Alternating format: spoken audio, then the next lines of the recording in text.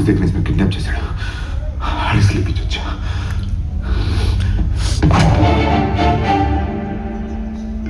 కానీ నేను చెప్పలేదు.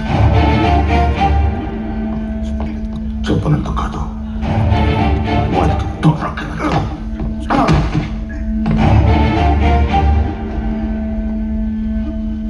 సిగరెట్ ఆల్కహాల్ లాగా ఓడిపోవడం అలవాటు. It's bad habit. ఈ విషయం తెలిసిన వాడు ఇంకెవరున్నారు? ఎందుకు నా వెనకాల పడుతున్నావు? నువ్వెందుకు పారిపోతున్నావు? నాకేం తెలీదు. నేను ఇంకేం అడగలేదు.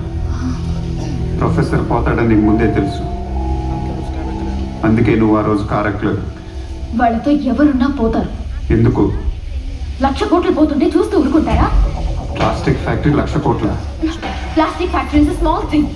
అసలు విషయం దానికంటే చాలా పెద్దది. ఎంత పెద్దది? నన్ను చంపేంత? ఒక ఊరిని చంపాలనుకున్నప్పుడు నువ్వు లెక్క. More than $1 billion money.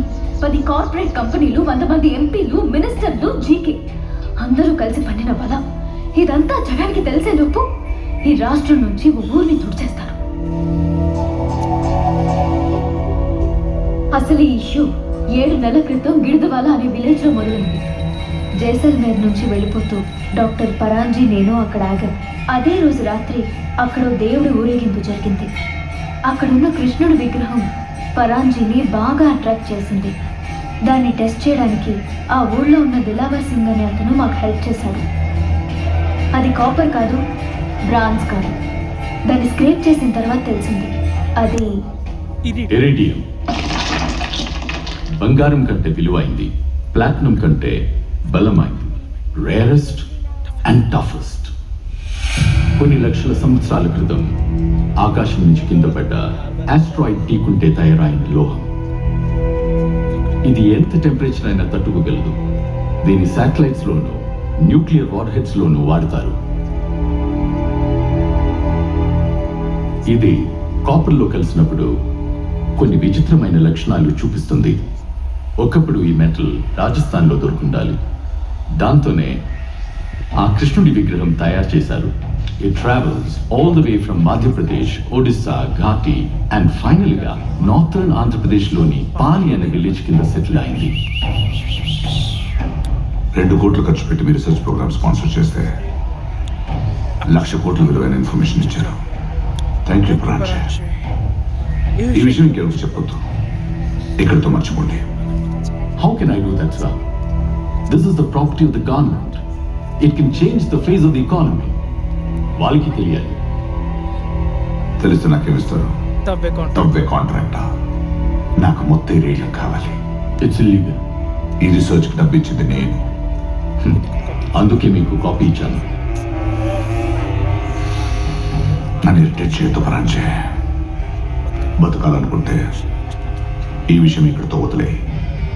కానీ పరాంజీ జేకే మాట వినలేదు. డిపార్ట్మెంట్ ఆఫ్ జియాలజీని కలవాలనుకున్నాడు. అందుకే అతనితో ఉన్న దిలావర్ సింగ్ని నిర్దాక్షిణ్యంగా చంపేశాడు. ఇంకెవరు ఉన్నారు? రాజు అని ట్యాక్సీ డ్రైవర్ ఉన్నాడు. వాడికి విషయం తెలుసా? ప్రొఫెసర్ పోయే వచ్చాడు. తెలుసా? తెలీదా? తెలియకపోవచ్చు. Are you sure? ఇలాంటి డౌట్ చాలా కాస్ట్లీ అవుతాయి. వాడిని కూడా తీసేస్తే ఇద్దరిని గవర్నమెంట్ ఆఫీస్లో చెప్పారు. అది బ్రాడ్ డే లైట్లో. వీటిని కూడా చెప్తే అడ్మినిస్ట్రేటివ్ అటెన్షన్. ఒక పని చేయి, వాటిని కన్నా బయట తీసుకెళ్ళి క్లీన్ చేసి. నెలకి 2,000 కూడా సంపాదించలేని దిలావర్ సింగ్ కి 5 లక్షల ఇన్సూరెన్స్ ఎలా ఉంటుంది అనుకున్నా? మీ క్యాబ్ ఓనర్ కి డబ్బులు ఇచ్చి పేపర్స్ క్రియేట్ చేసి అది నీకిచ్చి నిన్ను రాజస్థాన్ పంపించారు. గిడుదువాల దగ్గర వచ్చిన గుండాలు సుభాష్ని కోసం రాలేదు, నీ కోసం వచ్చారు. ఇరీడియంకి ప్లాస్టిక్ ఫ్యాక్టరీకి సంబంధం ఏంటి? ఇరీడియం ప్యాక్ చేయడానికి ప్లాస్టిక్ కావాలి, స్ట్రాంగ్ ప్లాస్టిక్. దానికోసం ఫ్యాక్టరీ పెట్టాలి. కానీ ఆ స్ట్రాంగ్ ప్లాస్టిక్ తయారు చేయడానికి చెరుకు కావాలి. సో దుర్గా ప్రసాద్ కూతురు సుభాషిణితో నా కొడుకు పెళ్లి కావాలి. ఆ ఊరి కిందున్న ఇరీడియంని నేను ప్రశాంతంగా తవ్వుకోవాలంటే అక్కడ జనం ఉండకూడదు. అలా అని ఊరు ఖాళీ చేయమని డైరెక్ట్గా అడిగిన దౌర్జన్యం చేసిన ప్రెస్కి గవర్నమెంట్కి తెలుస్తుంది. పాలిలోని జనం వాళ్లతో వాళ్లే వెళ్ళిపోవాలంటే భయం పుట్టించాలి. వాళ్ళకు మూఢనమ్మకం అమ్ముతాను. వాళ్ళ అమాయకత్వంతో ఆడుకుంటాను. అక్కడున్న నీరు గాలి వాళ్ళని భయపెట్టేలా చేస్తాను. ఒక్కొక్క ప్రాణం దండలోంచి దారం తీసినట్టు తీసేస్తాను.